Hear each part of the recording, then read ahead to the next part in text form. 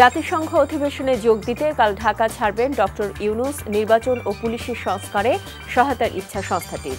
ঢাকার সাথে সম্পর্কের উন্নয়ন চায় দিল্লি, ফখরুলকে বললেন প্রণয় বার্মা। নভেম্বরের মধ্যে সব সরকারি কর্মকর্তা কর্মচারীকে সম্পদ বিবরণী জমা দিতে হবে, ভুল তথ্যে শাস্তি। পাহাড়ে এখনও কমেনি উত্তেজনার রেশ, ৭২ ঘণ্টার সড়ক ও নৌপথ অবরোধ চলছে, আটকা পড়েছে বহু পর্যটক।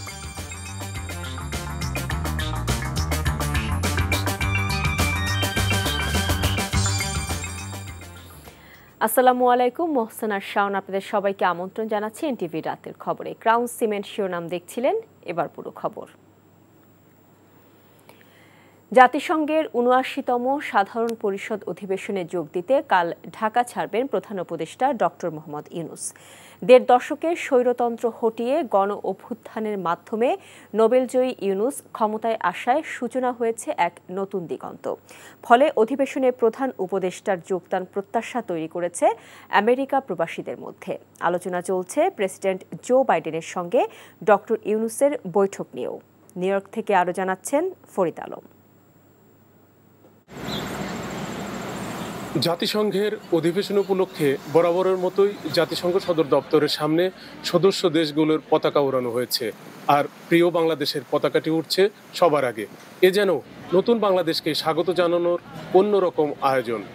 সুদীর্ঘ ১.৫ দশকের স্বৈরশাসনের অবসানের পর বাংলাদেশের পক্ষে এবারের অধিবেশনে নেতৃত্ব দিচ্ছেন শান্তিতে নোবেল বিজয়ী ডক্টর মোহাম্মদ ইউনূস। অধিবেশনে বাংলাদেশের পক্ষে বক্তব্য দেওয়া ছাড়াও একাধিক বিশ্ব নেতার সাথে তার বৈঠক হবার কথা রয়েছে। এসব বৈঠকে বাংলাদেশের ভঙ্গুর অর্থনীতি পুনরুদ্ধারের সহায়তা চাওয়া ছাড়াও তার সরকার গণতন্ত্র রক্ষায় কি কি ভূমিকা রাখতে চায় তাও তুলে ধরবেন।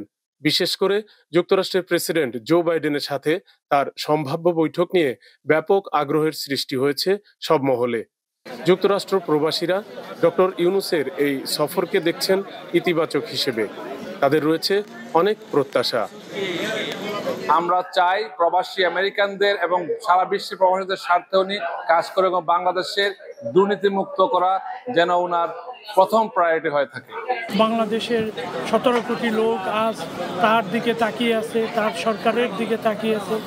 বাংলাদেশ হবে মানবিক, বাংলাদেশ হবে গণতান্ত্রিক, বাংলাদেশ হবে আইনের শাসনের দেশ, বাংলাদেশ হবে বৈষম্যবিহীন একটি রাষ্ট্র, যে রাষ্ট্রে প্রতিটি মানুষের অধিকার সমান হবে, সবাই কথা বলতে পারবে। খুব আশাবাদী যে আমাদের বাংলাদেশকে একটা সুন্দর পর্যায়ে নিয়ে যাবেন, গণতান্ত্রিক পর্যায়ে নিয়ে যাবেন। যত ধরনের বৈষম্য আছে সেগুলি উনি নিরসন করবেন এবং আমাদের সাধারণ জনগণের যে প্রত্যাশা, সেই প্রত্যাশা উনি পূরণ করতে সক্ষম হবেন। এদিকে জাতিসংঘে বাংলাদেশের সদস্য হওয়ার ৫০ বছর পূর্তি উপলক্ষে ২৪ সেপ্টেম্বর জাতিসংঘে বাংলাদেশের স্থায়ী মিশনে বিশেষ এক অনুষ্ঠানের আয়োজন করা হয়েছে। ডক্টর ইউনূস প্রধান অতিথি হিসেবে বক্তব্য রাখবেন আমন্ত্রিত ৫০টি দেশের রাষ্ট্র ও সরকার প্রধানদের সামনে। ১৯৭৪ সালের এই দিনে বাংলাদেশ জাতিসংঘের সদস্যপদ লাভ করে। জাতিসংঘে বাংলাদেশের সদস্যপদ লাভের অর্ধ শতাব্দী পর বিশ্ববাসী আরও একটি নতুন বাংলাদেশকে চেনার সুযোগ পেয়েছে। আর সেই সম্ভাবনাময় বাংলাদেশের নেতৃত্বে রয়েছেন ডক্টর মোহাম্মদ ইউনূস। ডক্টর ইউনূসের প্রতি দেশবাসীর রয়েছে অনেক প্রত্যাশা। তবে সেই প্রত্যাশা তিনি কতটুকু পূরণ করতে পারবেন সেটা কেবল সময় বলতে পারবে। Farid Alam, NTV news, new York, যুক্তরাষ্ট্র। এদিকে যুক্তরাষ্ট্রের প্রেসিডেন্ট জো বাইডেনের সঙ্গে দ্বিপক্ষীয় বৈঠকে বাংলাদেশ ইস্যুতে আলোচনা করেছেন ভারতের প্রধানমন্ত্রী নরেন্দ্র মোদী। ডেলাওয়্যার অঙ্গরাজ্যের উইলমিংটনে মোদীর সঙ্গে বৈঠক করেন বাইডেন। পরে ভারতের পররাষ্ট্র সচিব বিক্রম মিস্ত্রি বৈঠকের বিষয়টি নিশ্চিত করেন। অন্যদিকে ভারতীয় বার্তা সংস্থা ANI জানিয়েছে, যুক্তরাষ্ট্র, অস্ট্রেলিয়া, জাপান এবং ভারত এই ৪ দেশের জোট কোয়াড সম্মেলনেও বাংলাদেশ প্রসঙ্গ নিয়ে আলোচনা হয়েছে। কোয়াড সম্মেলনে চীন সহ অন্যান্য ইস্যু নিয়েও বিশ্ব নেতাদের মধ্যে কথা হয়। এর আগে বাংলাদেশের পরিস্থিতি নিয়ে বাইডেনের সঙ্গে ফোনালাপেও অংশ নিয়েছিলেন মোদী। তখন তিনি বাংলাদেশের সংখ্যালঘু পরিস্থিতি সম্পর্কে মার্কিন প্রেসিডেন্টকে অবহিত করেন। পুলিশ ও নির্বাচনী ব্যবস্থার সংস্কারে বাংলাদেশকে সহযোগিতা করতে ইচ্ছা প্রকাশ করেছে জাতিসংঘ। ঢাকায় নিযুক্ত জাতিসংঘের আবাসিক সমন্বয়কারী গোয়েন লুইস আজ অন্তর্বর্তীকালীন সরকারের প্রধান উপদেষ্টা ডক্টর মোহাম্মদ ইউনূসের সাথে তার তেজগাঁও কার্যালয়ে সৌজন্য সাক্ষাতে এমন ইচ্ছা প্রকাশ করেন। প্রধান উপদেষ্টার দায়িত্ব নেয়ার প্রেক্ষাপট উল্লেখ করে তিনি বলেন, দেশের মানুষের সামনে ভালো উদাহরণ তৈরি করতে চায় তার সরকার। পরে একই স্থানে প্রধান উপদেষ্টার সাথে সাক্ষাৎ করেছেন ঢাকায় নিযুক্ত ইরানের রাষ্ট্রদূত মনসুর ছাবুসে। বাংলাদেশ এবং ইরানের ব্যবসা বাণিজ্য, জ্বালানি, শিক্ষা এবং স্বাস্থ্য খাতের সহযোগিতা এগিয়ে নেওয়ার ওপর গুরুত্ব আরোপ করেন। একই স্থানে প্রধান উপদেষ্টার সাথে সাক্ষাৎ করেছেন ঢাকায় নিযুক্ত ডেনমার্কের রাষ্ট্রদূত ক্রিশ্চিয়ান ব্রিক্স মোলার। সাক্ষাতে ম্যানগ্রোভ গবেষণা ও শ্রম সংস্কারের জন্য ডেনমার্কের সহায়তা চান ডক্টর ইউনূস।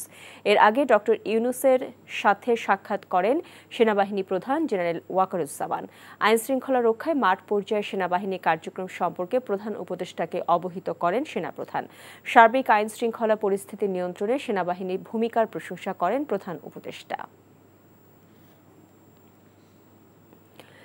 বাংলাদেশের সঙ্গে সম্পর্ক আরও দৃঢ় করতে চায় ভারত। দুদেশের মধ্যকার সমস্যাগুলো নিয়ে ভারত সজাগ এবং তারা দ্রুততার সাথে সেগুলো সমাধানের চেষ্টা করছে।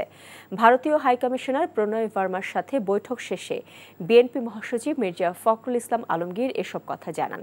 দুদেশের সম্পর্কে আরও কিভাবে উন্নত করা যায় তা নিয়ে আলোচনা হয়েছে। হাসান মাহমুদের রিপোর্ট। 5ই আগস্ট ছাত্র জনতার অভ্যুত্থানের পর প্রথমবারের মতো বিএনপির সাথে বৈঠক করেছেন ঢাকায় নিযুক্ত ভারতীয় হাইকমিশনার।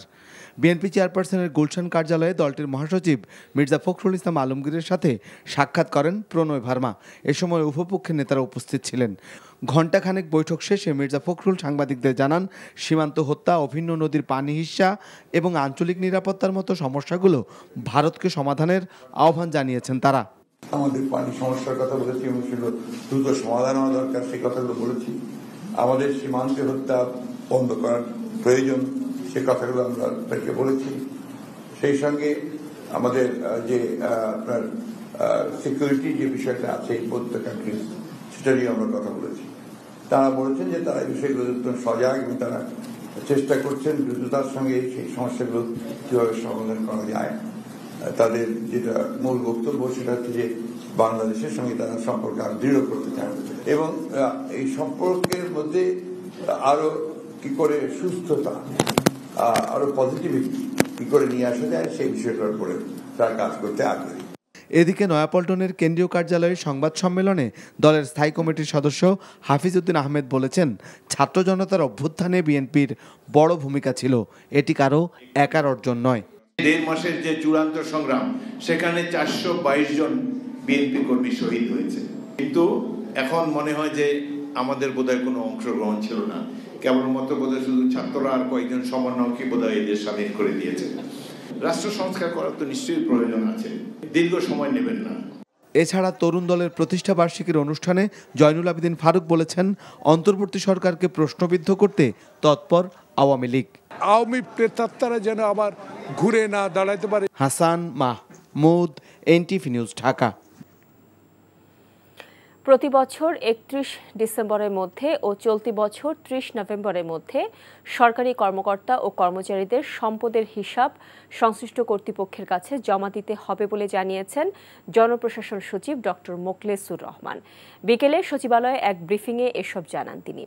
কেউ সম্পদের হিসেব না দিলে ও ভুল তথ্য দিলে আইন অনুযায়ী শাস্তি হবে বলেও জানান তিনি।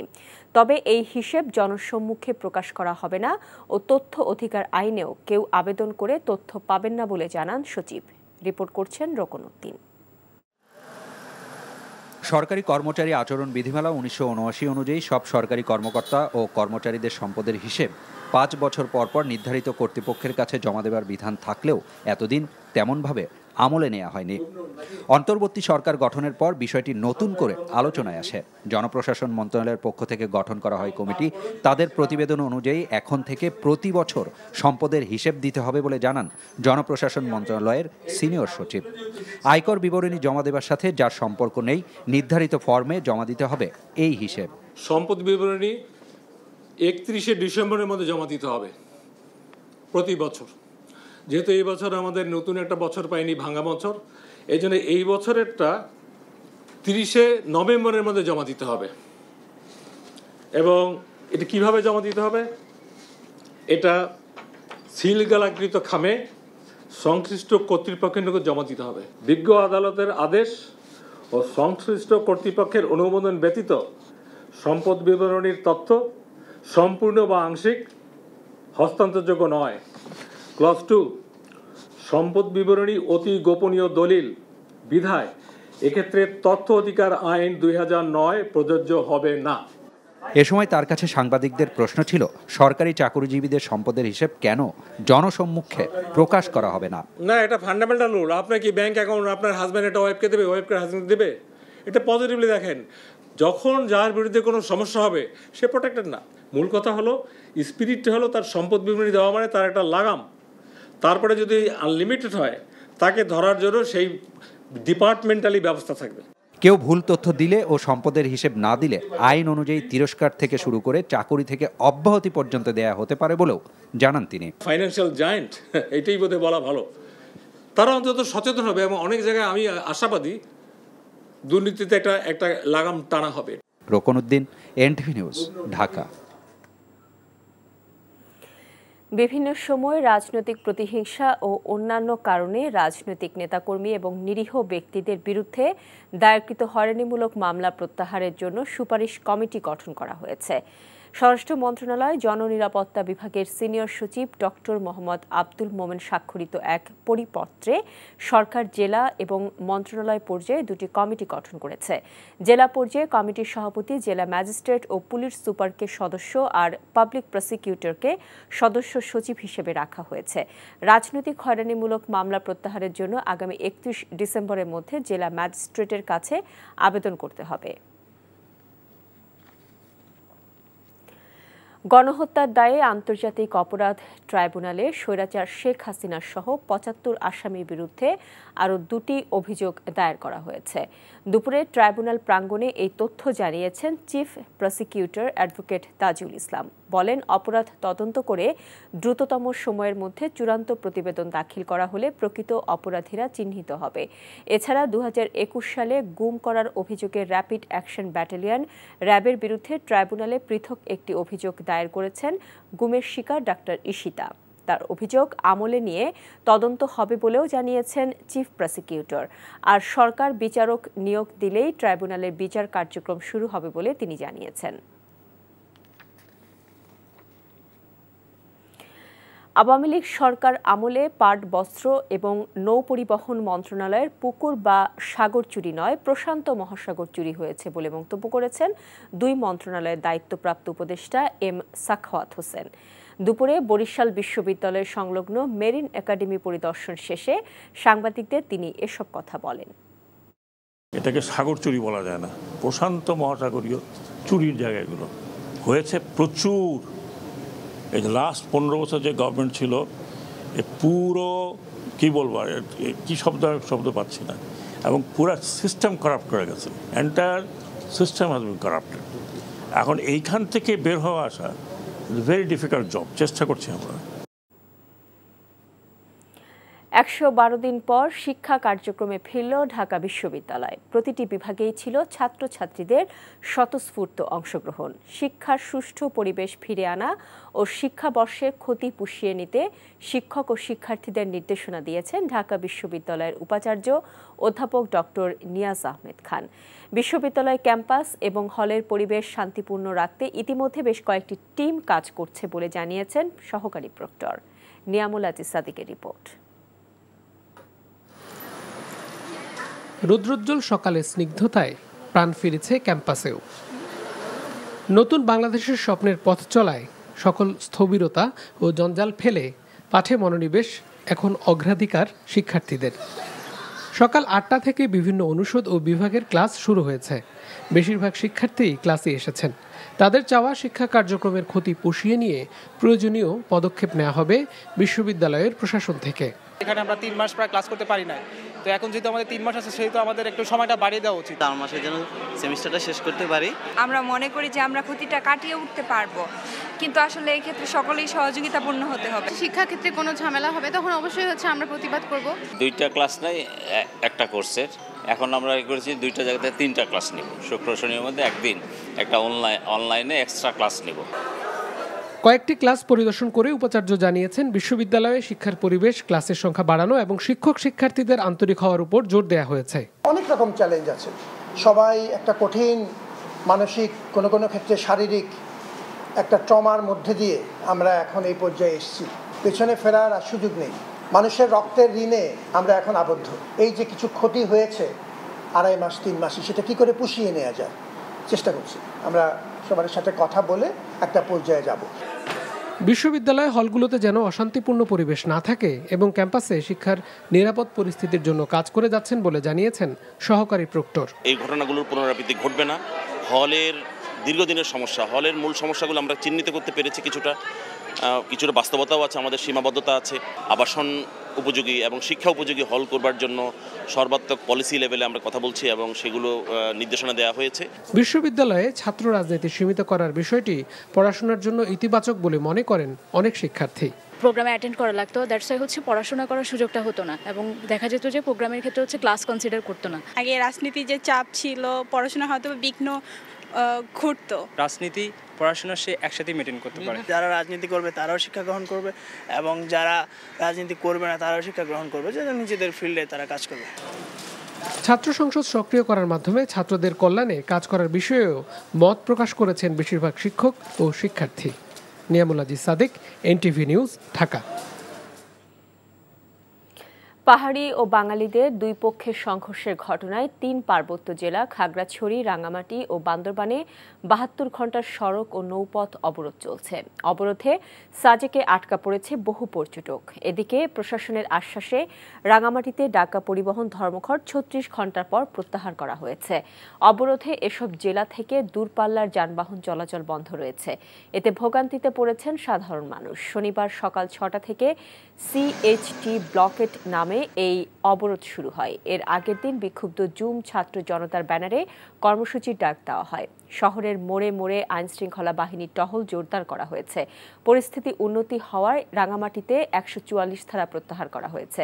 ওদিকে বান্দরবানে অবরোধের কোনো প্রভাব নেই। সম্প্রতি পাহাড়ি এবং বাঙালিদের দুই পক্ষের সংঘর্ষের ঘটনায় রাঙামাটি ও খাগড়াছড়িতে 4 জন নিহত হয়। এই ঘটনায় আহত হন অন্তত 72 জন।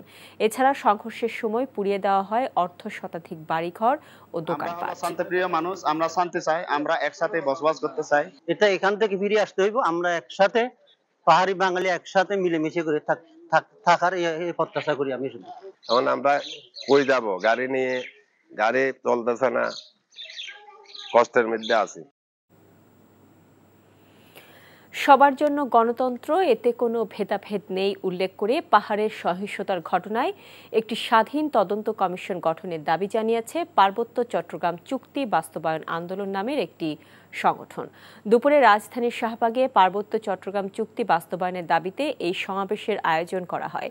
পাহাড়ের সাম্প্রতিক সহিংস ঘটনার সুষ্ঠু তদন্ত এবং মানবাধিকার কর্মী ও নাগরিক সমাজের প্রতিনিধিদের সমন্বয়ে একটি স্বাধীন তদন্ত কমিশন গঠন সহ 8টি দাবি জানানো হয় কর্মসূচি থেকে।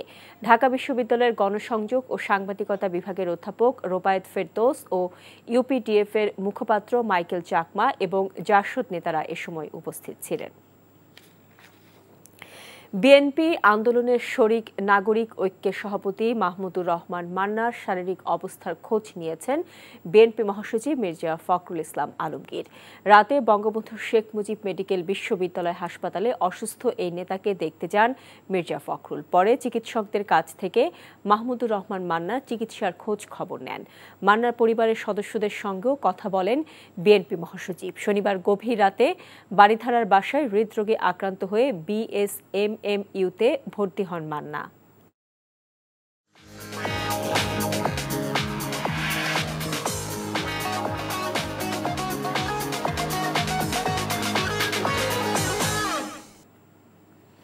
নগদ নিবেদিত অর্থনীতির খবর। ভারতের দুর্গোৎসব উপলক্ষে দেশটির বিশেষ অনুরোধে বাণিজ্য মন্ত্রণালয় নিজ থেকেই ৩,০০০ টন ইলিশ রপ্তানির অনুমোদন দিয়েছে বলে জানিয়েছেন মৎস্য ও প্রাণী সম্পদ উপদেষ্টা ফরিদা আক্তার। তবে মৎস্য ও প্রাণী সম্পদ মন্ত্রণালয় ইলিশ রপ্তানির পক্ষে নয় বলেও জানান তিনি। এদিকে অর্থ উপদেষ্টা ডক্টর সালেউদ্দিন আহমেদ বলেছেন, দেশের বৃহত্তর স্বার্থে ভারতে ইলিশ রপ্তানির সিদ্ধান্ত নেওয়া হয়েছে। তামজিদ সুমনের রিপোর্ট। মৎস্য প্রাণী সম্পদ উপদেষ্টা বলেন, দুর্গাপূজা উপলক্ষে ভারতের অনুরোধেই দেশটিতে ৩,০০০ টন ইলিশ রপ্তানির অনুমোদন দিয়েছে বাণিজ্য মন্ত্রণালয়। তিনি বলেন, এ বিষয়ে তার মন্ত্রণালয় কোনো সিদ্ধান্ত দেয়নি। সকালে সচিবালয়ে সাংবাদিকদের প্রশ্নের জবাবে উপদেষ্টা বলেন, তার মন্ত্রণালয়ের সিদ্ধান্ত পূর্বের মতোই ইলিশ রপ্তানির বিপক্ষে।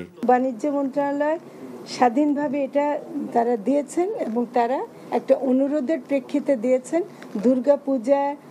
ভারতে দুর্গাপূজা উপলক্ষে বিশেষ অনুরোধ ছিল, সেই অনুযায়ী তারা করেছেন। সেটা তাদেরকে আমি তো জোর করতে পারি না। এটা বাণিজ্য মন্ত্রণালয় দিয়েছে, এর সাথে মৎস্য ও প্রাণী সম্পদ মন্ত্রণালয়ের কোনো সম্পর্ক নেই। এটা এখনো যায়নি। যদি এর প্রভাবে দাম বাড়ে, সেটা আমরা মনে করি যে এটা বাড়া উচিত হবে না। দুপুরে সচিবালয়ে আইএফডি এর কান্ট্রি ডিরেক্টরের সাথে সৌজন্য সাক্ষাৎ শেষে অর্থ উপদেষ্টা সাংবাদিকদের বলেন, দেশের বৃহত্তর স্বার্থেই ইলিশ রপ্তানির সিদ্ধান্ত নেওয়া হয়েছে। একটা দেশ যাতে একটা ইমোশনাল ইনভলভমেন্ট, আমাদের ফ্রেন্ডলি কান্ট্রি আমরা বলি, এটা 0.5%ও না, 1%-এর নিচে। তা আমরা কেন একটা ইসেকে ইমোশনাল একটা ইমোশনাল, আমাদের বাণিজ্যিক দিক তো সুবিধা আছে, এক্সপোর্ট ফরেন যে পাবো তো আমরা কিছু, এমনি চোরাচালান হয়ে চলে যাচ্ছে এদিক সেদিক থেকে, আপনি সেটার কোনো পাচ্ছেন না। এটা আই ক্যান অ্যাসিওর ইউ অনেক বিবেচনা করে, এবং এটার জন্য আমি বহু বাহাবা পেয়েছি। ভারতে যে পরিমাণ ইলিশ পাঠানো হবে, এর কারণে বাজারে ইলিশের দামে কোনো প্রভাব পড়বে না বলে মনে করেন অর্থ উপদেষ্টা। Tamjid Sumon, NTV news, Dhaka.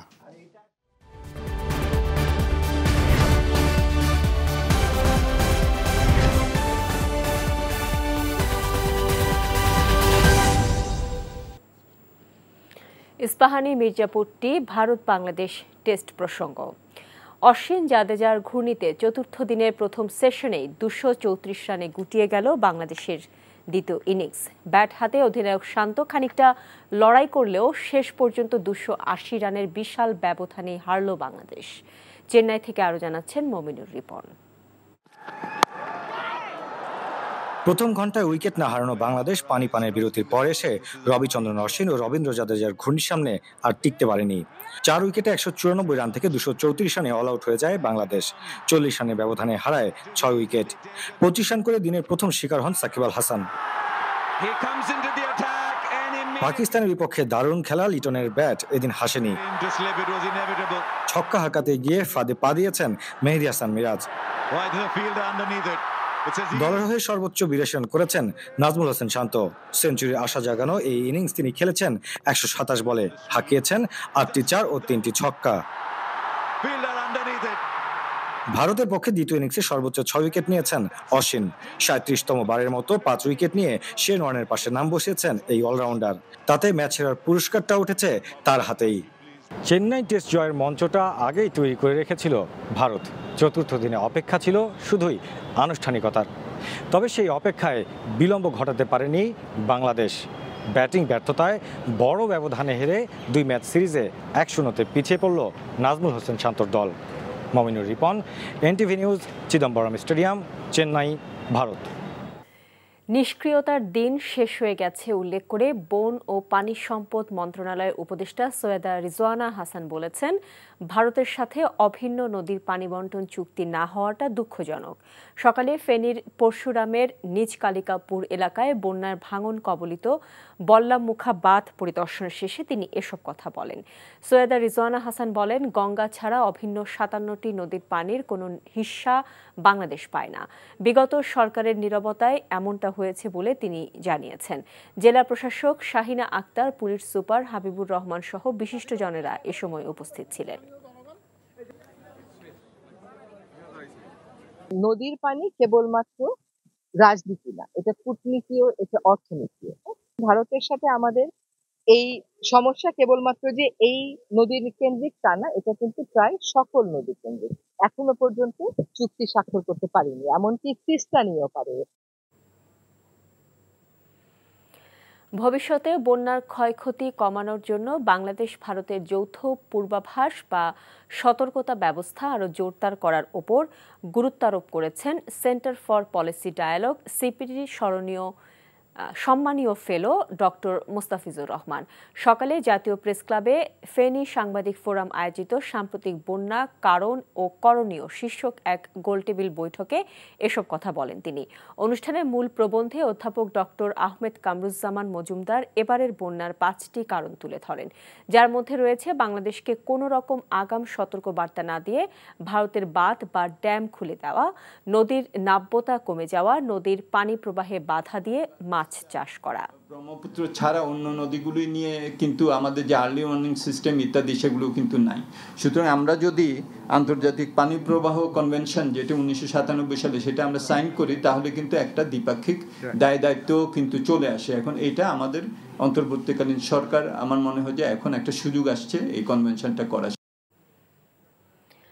হত্যা মামলায় সাবেক রেলমন্ত্রী নুরুল ইসলাম সুজন ও সাবেক এমপি রাশেদ খান মেননকে 5 দিন করে রিমান্ড দিয়েছে আদালত। গুলি করে রফিকুল ইসলাম নামে একজনকে হত্যার অভিযোগে যাত্রাবাড়ী থানায় করা মামলায় সাবেক রেলমন্ত্রী নুরুল ইসলামের রিমান্ড মঞ্জুর করেছেন আদালত। আর মেননকে অপর একটি মামলায় রিমান্ড দেওয়া হয়েছে।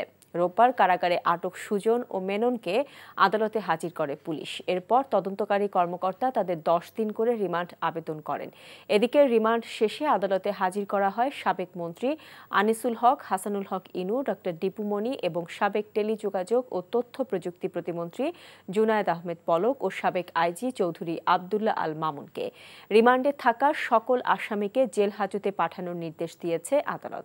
এছাড়া রিমান্ডে থাকা সাংবাদিক দম্পতি শাকিল আহমেদ ও ফারজানা রূপা এবং সাবেক deputy attorney general Mehedi Hasan চৌধুরীকেও কারাগারে পাঠিয়েছে আদালত। খালেদা জিয়ার সাবেক সহকারী প্রেস সচিব সাংবাদিক মুশফিকুল ফজল আনসারি বলেছেন, ছাত্র গণ অভ্যুত্থানে যারা শহীদ হয়েছে তাদের পরিবারের দায়িত্ব রাষ্ট্রকে নিতে হবে, আর যারা এখনো আহত অবস্থায় চিকিৎসাধীন আছেন তাদের সরকারি খরচে চিকিৎসা নিশ্চিত করতে হবে। দুপুরে জাতীয় প্রেস ক্লাবে স্বৈরাচার হাসিনা সরকারের পতনে সাংবাদিক সমাজের ভূমিকা ও বর্তমান করণীয় শীর্ষক আলোচনা ও ছাত্র জনতার গণ অভ্যুত্থানে নিহত 5 সাংবাদিক পরিবারকে আর্থিক সহায়তা প্রদান অনুষ্ঠানে তিনি এসব কথা বলেন। যুক্তরাষ্ট্রের দাতব্য সংগঠন লাভ শেয়ার বিডি ইউএস এর আয়োজিত অনুষ্ঠানে তিনি আরও বলেন, ফ্যাসিস্ট শেখ হাসিনা সরকারের শাসনামলে যেসব সাংবাদিক চাকরিচ্যুত হয়েছেন তাদের তালিকা করে চাকরি দেওয়া এবং আর্থিক সহায়তা দিতে হবে। আর গত 15 বছরে যেসব গণমাধ্যম বন্ধ করে দেওয়া হয়েছিল সেগুলো খুলে দেওয়ার কথা উল্লেখ করে তিনি আরও বলেন, কোনো প্রতিষ্ঠান বন্ধ নয়, সংস্কার জরুরি। অনুষ্ঠানে নিহত 5 সাংবাদিক পরিবারকে আর্থিক সহায়তা প্রদান করা হয়। শুয়ে তারপর একটা স্বস্তির হাসি হেসে বলছে, ভাই ইয়েস উই মেড ইট। হ্যাঁ ভাই, আমরা এটি বাংলাদেশে আমরা এটি রচনা করতে পেরেছি। যাদের যাদের মানে দীর্ঘদিন যাবৎ তাদের প্রফেশনে নাই, চাকরি নাই, সবার একটা তালিকা করে সরকারের যে উপদেষ্টা আছে তথ্য উপদেষ্টার মাধ্যমে অথবা যে মালিকানা আছে তাদের সরাসরি একটা তালিকাগুলো করে তাদেরকে দিতে হবে। আগামী 15 দিনের মধ্যে অন্তর্বর্তী সরকারকে ডিম ও মুরগির বাজারে সিন্ডিকেটের হোতাদের ধরার আলটিমেটাম দিয়েছে বাংলাদেশ পোল্ট্রি অ্যাসোসিয়েশন। না হলে খামার বন্ধ করে দেওয়া হবে বলে হুঁশিয়ারি দিয়েছে সংগঠনটি। সকালে রাজধানী কাকরাইলে আইটিপি ভবনে কর্পোরেট সিন্ডিকেটধারীদের মতামত নিয়ে ডিম মুরগির দাম নির্ধারণ করা এবং উৎপাদন খরচ বাড়িয়ে বাজার অস্থির করার প্রতিবাদে আয়োজিত এক সংবাদ সম্মেলনে একথা বলেন বিপিএ সভাপতি সুমন হাওলাদার। তিনি বলেন, অন্তর্বর্তী সরকারকে ডিম ও মুরগির বাজারে সিন্ডিকেটের হোতাদের দ্রুত সময়ের মধ্যে ধরতে হবে। এজন্য সরকারকে 15 দিনের সময় দেওয়া হলো। দাবি না মানা হলে ধীরে ধীরে খামার বন্ধ করে দেওয়া হবে বলেও হুঁশিয়ারি দেন তিনি। কর্পোরেট কোম্পানিগুলোর সিন্ডিকেট না ভাঙলে সামনের দিনে ডিম মুরগি বড়লোকের পণ্য হবে বলে মন্তব্য করেছে বিপিএ সভাপতি। কর্পোরেট কোম্পানির সিন্ডিকেট ভাঙতে হবে। আমরা প্রান্তিক খামাররাই সিন্ডিকেটের জন্য উৎপাদন থেকে সরে যেতে বাধ্য হচ্ছে এবং জোর করে আমাদেরকে সরিয়ে দেওয়া হচ্ছে। কেন পোলট্রি ফিড দেশীয় পণ্য উৎপাদন হলেও আমদানি পণ্য দেখানো হয়? 15 দিন পর যদি না করে আমরা ধীরে ধীরে সারা বাংলাদেশের খামার বন্ধ করে দিব। কারণ এর আগে কিন্তু একবার আমরা বন্ধ করেছিলাম, তখন কিন্তু 300 টাকা মুরগি হয়েছিল। আমরা বন্ধ করলেই কিন্তু তারা হাই পাওয়ারে উঠে যাবে। আর এটাই চাচ্ছে যে আমরা যাতে না থাকি মার্কেটে। বিএনপি চেয়ারপারসনের উপদেষ্টা আলহাজ জহিরুল হক শাহজাদা মিয়া বলেছেন, দেশে একটা অঘোষিত আয়নাঘর ছিল, অনেক লোক এই আয়নাঘরে মৃত্যুবরণ করেছে। এদেশের ছাত্র জনতা সেই আয়নাঘর তছনছ করে দেশটাকে স্বাধীন করেছে। বিকেলে ফরিদপুরের সদরপুর উপজেলার হাসপাতাল মাঠে সমাবেশে তিনি এসব কথা বলেন। এ সময় তিনি ভোট চুরি ও জনগণের শান্তি শৃঙ্খলা বিনষ্টের অভিযোগে অবিলম্বে ফরিদপুর 4 আসনের সাবেক সংসদ সদস্য মুজিবুর রহমান নিক্সন চৌধুরীকে গ্রেফতারের দাবি জানান। শাহজাদা মিয়া বলেন, নিক্সন চৌধুরী সংসদ সদস্যের ক্ষমতার অপব্যবহার করে বিভিন্ন জমি, বালুমহল ও সম্পত্তি জবরদখল করেছেন। একই সাথে শেখ হাসিনার সরকারের পরিচালিত গণহত্যা ও লুটপাটের সঠিক তথ্য প্রকাশের দাবিও জানিয়েছেন তিনি। এ সময় স্থানীয় বিএনপি নেতাকর্মীরা উপস্থিত ছিলেন।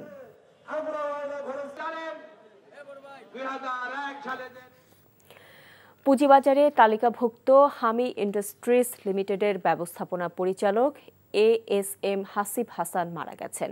ইন্না লিল্লাহে ওয়া ইন্না ইলাইহি রাজিউন। শনিবার রাতে নিজ বাড়িতে তার মৃত্যু হয়। তবে কী কারণে তার মৃত্যু হয়েছে এখনও নিশ্চিত করতে পারেনি চিকিৎসকরা। পরিবারের অভিযোগ, হাসিবের মৃত্যু স্বাভাবিক নয়। কিছুদিন থেকেই হাসিব পূজা শিকদার নামে এক মেয়ের সাথে স্ত্রী পরিচয়ে থাকতেন। মৃত্যুর পর থেকে পূজার আচরণ অসংলগ্ন জানিয়ে হাসিবের মৃত্যুর সাথে তার সম্পৃক্ততা রয়েছে বলে অভিযোগ পরিবারের।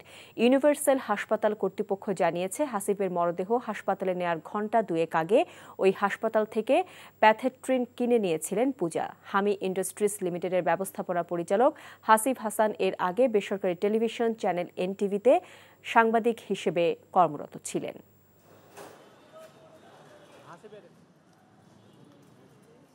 ভদ্রমহিলা বলেছেন ওনার হাজবেন্ড, ওনাকে সবাই চিনে আমাদের এখানে যারা, ওনার নাম পূজা শিকদার। ইমার্জেন্সি ডক্টর দেখে সাথে সাথে ওনাকে আইডেন্টিফাই করেছেন উনি মৃত। এই জন্য আর কালক্ষেপণ না করে সরাসরি আইসিইউতে পাঠিয়ে দিয়েছেন, যেটাকে কনফার্ম করার জন্য। আইসিইউতে আমাদের ডক্টর দেখে ওনাকে মৃত হিসেবে পান এবং সাথে সাথে একটা ECG করে দেখেন যে উনি সব স্ট্রেট লাইন, তার মানে উনি আরও আগেই মারা গিয়েছেন। ওর মুখ থেকে রক্ত বের হয়, এটা আমার কাছে কেমন। আর ওর এই দিকটা একটা ছোপ। আমি সাধারণত যতটুকু দেখি নাটক, সিনেমা, বাস্তবতায় ভিতরে কোনো পয়জনিং হলে মানুষের উপরের স্কিনে একটা লালচে ভাব আসে বা অন্য কোনো, ওর এই দিকটায় অনেকটা লালচে ভাব আসছে আর ওর বাম পাশ দিয়ে মুখ থেকে রক্ত পড়ছে।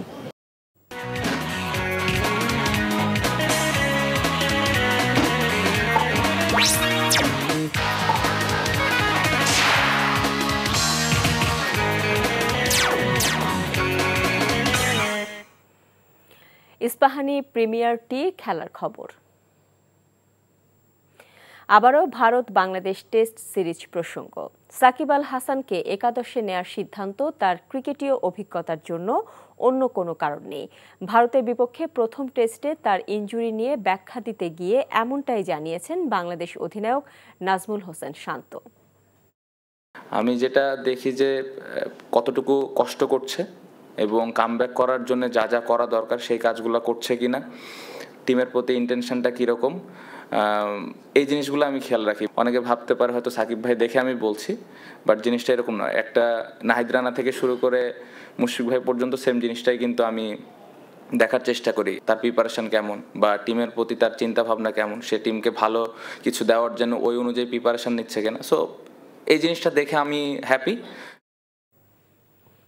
আর এর সাথে শেষ করছি রাতের খবর। তবে যাবার আগে ক্রাউন সিমের শিরোনামগুলো জানিয়ে যাব আরও একবার।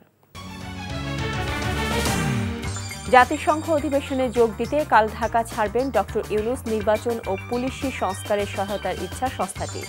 ঢাকার সাথে সম্পর্কের উন্নয়ন চায় দিল্লি, ফখরুলকে বললেন প্রণয় বার্মা।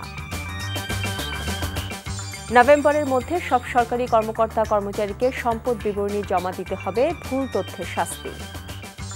পাহাড়ে এখনও কমেনি উত্তেজনার রেশ, 72 ঘণ্টার সড়ক ও নৌপথ অবরোধ চলছে, আটকা পড়েছে বহু পর্যটক। এই ছিল রাতের খবরে। এই খবরের ভিডিও সহ আপডেট জানতে ভিজিট করুন এনটিভি অনলাইন www.ntvpd.com। এছাড়াও এনটিভির জনপ্রিয় সব অনুষ্ঠান ও খবরের আপডেট জানতে ভিজিট করুন আমাদের ইউটিউব ও ভেরিফাইড ফেসবুক পেজ। রাত ১টায় মধ্যরাতের খবর দেখার আমন্ত্রণ রইল। এতক্ষণ সাথে থাকার জন্য সবাইকে ধন্যবাদ।